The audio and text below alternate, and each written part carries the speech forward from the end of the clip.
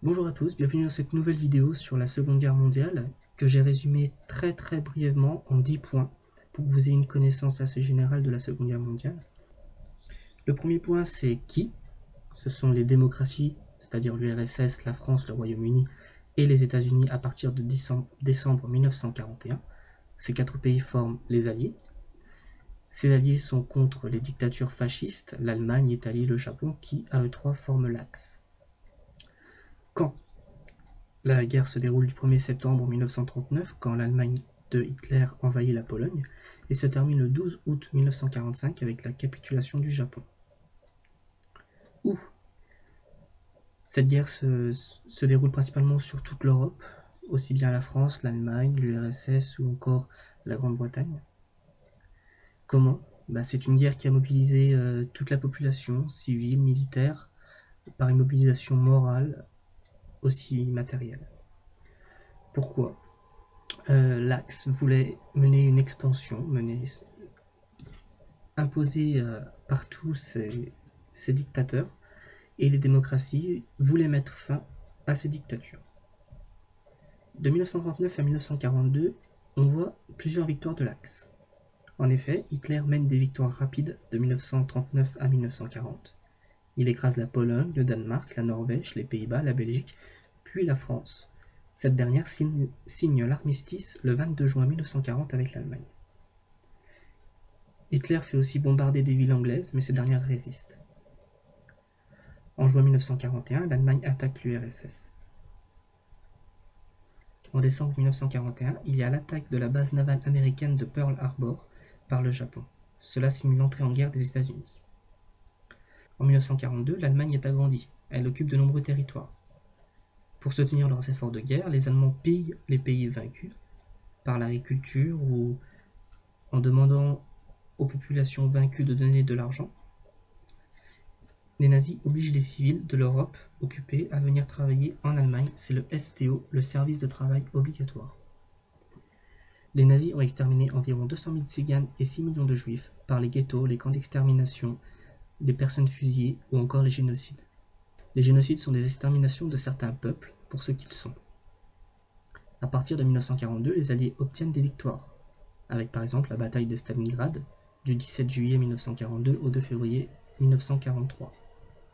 Cette bataille stoppe l'avancée des Allemands.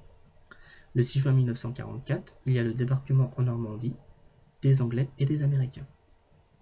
Le 8 mai 1945, il y a la capitulation allemande. Et en août 1945, les Américains lancent 2 bombes atomiques sur Hiroshima et Nagasaki, qui sont des villes japonaises, et donc le Japon capitule, ce qui marque la fin de la Seconde Guerre mondiale. Durant cette guerre, il y a eu le régime de Vichy. En effet, le 22 juin 1940, le gouvernement français du maréchal Pétain signe l'armistice avec l'Allemagne. Le gouvernement français, à partir de ce moment-là, s'installe à Vichy. Le régime de Vichy marque la mort de la Troisième République, et Pétain est vu comme un dictateur car il a le titre de chef de l'État français et a le pouvoir législatif et exécutif. La devise de la France à ce moment-là, sous le régime de Vichy, est travail, famille, patrie. Le travail pour le travail de la terre et le fait qu'il y a la suppression de la grève et des syndicats. La famille, car les familles nombreuses sont avantagées et le divorce est rendu difficile. La patrie, par la volonté de redonner la France aux Français. Et on le voit aussi avec le texte de Pétain sur le statut des Juifs de 1940.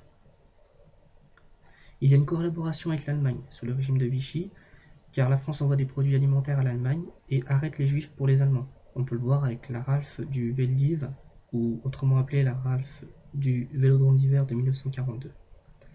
En collaborant, Pétain pensait obtenir des avantages pour les Français, mais il n'a jamais rien eu de la part des Allemands. Face à Pétain, il y a De Gaulle. De Gaulle, c'est le symbole de la résistance.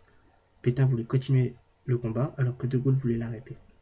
Il y a 2 types de résistance. La résistance extérieure avec la formation d'une armée française, la FFL, c'est les Forces françaises libres, qui se forment à Londres aux côtés de De Gaulle, qui est grâce à son appel du 18 juin 1940. La deuxième sorte de résistance, c'est la résistance intérieure. Les résistants se forment en maquis, cachés dans les montagnes ou dans les lieux difficiles d'accès. Ils sont composés de communistes ou de jeunes qui refusent le STO. Jean Moulin, personnage très connu, représente la résistance intérieure car il regroupe les différents mouvements de la résistance. Le bilan de cette guerre est de 50 millions de victimes, autant de victimes civiles que militaires, c'est le bilan humain. En bilan matériel, il y a les voies de communication, les usines détruites et les quartiers de ville rasés. L'Europe est ruinée alors que les États-Unis se sont enrichis. Pour le bilan moral, il est très touché, le moral est très touché à cause de la découverte des camps d'extermination et de concentration qui sont découverts à la fin de la guerre, on ne connaissait pas leur existence avant, et du fait de l'utilisation pour la première fois de l'arme atomique contre le Japon. Voilà, j'espère que cette vidéo vous aura aidé. Si vous avez des questions, commentez sur la page Facebook, sur la chaîne YouTube, il n'y a pas de problème, je répondrai. A plus!